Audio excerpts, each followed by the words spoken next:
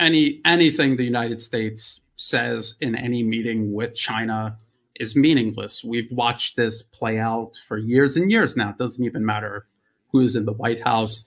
They say one thing, they do another. You look at the U.S. State Department's official website, U.S. and Taiwan relations, where they talk about the one China policy, recognizing there is only one China. Taiwan is part of it. There's only one legitimate governance, the People's Republic of China. We do not support Taiwan independence. We do not have an embassy in Taiwan because it's not a country. They're admitting all of this out of one side of their mouth. Out of the other side, they're saying we're going to continue arming Taiwan and we're going to continue supporting political parties that are in pursuit of separatism from the rest of China. And what we're watching is a repeat of the same process the U.S. just carried out in Ukraine, where you had Ukraine, which was previously part of the Soviet Union, and before that, the Russian Empire. We see them cultivating anti-Russian segments of the population in Ukraine, turning them against their own culture, their own language, their own history, and building up a political party that will irrationally oppose anything Russian, even if it means cutting off themselves economically, politically, and plunging themselves into a military conflict. The exact same thing is now happening in Taiwan. And a lot of people try to make, I think, false comparisons between, say, Crimea and Taiwan. And they say if Crimea can join the Russian Federation, why can't Taiwan pursue independence? And I always point out that we see the United States interfering in Taiwan. This project pushing towards separatism, this is an American project, a project born in Washington and on Wall Street, is part of expanding, maintaining and expanding American hegemony around the globe, and more specifically primacy in Asia, and especially over China. It's not a process that benefits the actual people living on Taiwan. And as I pointed out many times before, these US government and arms industry funded think tanks do war games where they say, yes, Taiwan would definitely win in any arms conflict with China as long as we step in and help out. Of course, all infrastructure and industry would be scoured off the surface of Taiwan, but they would keep their political autonomy. And when they say political autonomy, when you really think about that, they don't have any political autonomy. They're part of China, and if they were to separate from China, they would be entirely dependent on the United States economically, militarily, and politically. The DPP itself is a creation of Washington through the National Endowment for Democracy, years and years and years of pumping money into the local Taiwan political landscape, into media, into education. It is entirely artificial, and anything that comes out of it will be completely dependent on the United States. So it is by no means genuine independence. It is simply U.S.-sponsored separatism to create an unsinkable aircraft carrier for the United States right off the coast of mainland China. That is what this is all about. Now, you mentioned the arms package that the U.S. put together. They're actually using the same presidential drawdown authority that the U.S. is using for Ukraine, where they're taking existing weapons in U.S. stockpiles and sending them to Ukraine. They're now doing this for Taiwan, and they're sending things like, in some instances, there's the Patriot air defense system. We can see all the problems that is having in Ukraine, and before that, Saudi Arabia. They are sending anti-ship missiles that have questionable utility. And what was the last thing? The drones, the Reaper drone, an unarmed version of the Reaper drone, which we've already seen fail again in and around Ukraine, in Syria.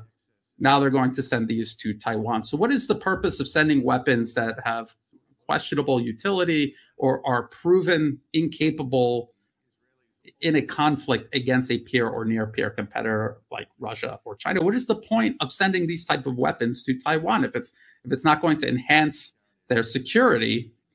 It's to provoke China. That is the purpose of all of this. It's to provoke China. It is to fuel an armed conflict that the U.S. can use to advance its own geopolitical agenda against China, which is to encircle, contain, divide, and destroy China, to eliminate it as a peer competitor. Yes, yes. And, you know, this everything you said is on point. And I think one of the interesting things about this too is from the perspective of what's gone on in Ukraine. It seems like for NATO and the United States, what they've done is, I mean, they've created this it's been called a meat grinder before, but this counteroffensive, the casualties are so staggering. It does make me wonder about a Taiwan situation. If there was a conflict there, if they even tried a proxy conflict there, what kind of manpower issues would they have? Taiwan's a very small island, and it would have, I mean, the buy-in, right? The connections between Taiwan and China economically. What kind of buy-in would they have? Would the United States have in such a war? You would attempt to mobilize the several million people that live there, but at the same time, how long could that go on? Given that the situation in Ukraine, we're seeing what, upwards of 500,000 people dead or displaced. Those kind of numbers are staggering in and of themselves. The Taiwan situation seems like it would be even more, at least on a per capita basis, just like it would be like a massacre almost. Like what would happen if there was a conflict to spark there? But I'm wondering about what your assessment of that would be, just on the manpower level, or the weapons themselves. If they fail, that just means more dead people. Yes, and they most certainly will fail, because we're watching them fail right now in Ukraine. And I don't know what people think when they think about China in terms of its military capabilities, but it has similar, if not better, military capabilities in certain areas than Russia. In certain areas, Russia has the edge.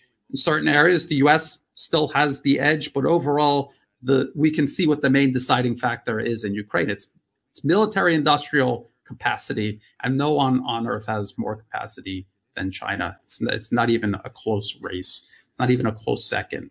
So just that alone, thinking about the type of conflict playing out in Ukraine, if that were to play out with Taiwan, with China's military industrial capacity, it's as you say, it would be a massacre. And I hope it never happens. And I hope the people living on Taiwan realize that they are going to be the next Ukraine, and that there's no benefit to them at all. I hope the people in the DPP understand that they're going to be the next Zelensky, and all Zelensky is the next. No one even remembers the names of the U.S. proxies in, say, Syria or in Libya or any of these other places. The U.S. has done this very same process. A lot of people imagine that somehow China is going to invade, storm the beaches of Taiwan, when in reality, and again, even according to U.S. think tanks, they have the largest missile inventory on Earth. They would use missiles. They would use long-range missiles and air power to wipe out any military facility on Taiwan, on the island of Taiwan. And then they would use their ships, or again, also their missiles and air power, to blockade the entire island. Nothing will go in or out unless the rest of China says so. And when you add up all of that, it's going to be even worse than Ukraine, much worse. Ukraine still benefits from land borders with the rest of Europe. They're able to bring in all of this equipment. Even still, that you can see what the problems are over time. But for Taiwan, it wouldn't even be able to do that. It would not even benefit from these land borders that Ukraine has. So and then again, the United States acknowledges how hopeless this would be, which is why they need to sell to the American people and the rest of the world their direct and immediate involvement in any conflict that takes place within China over Taiwan.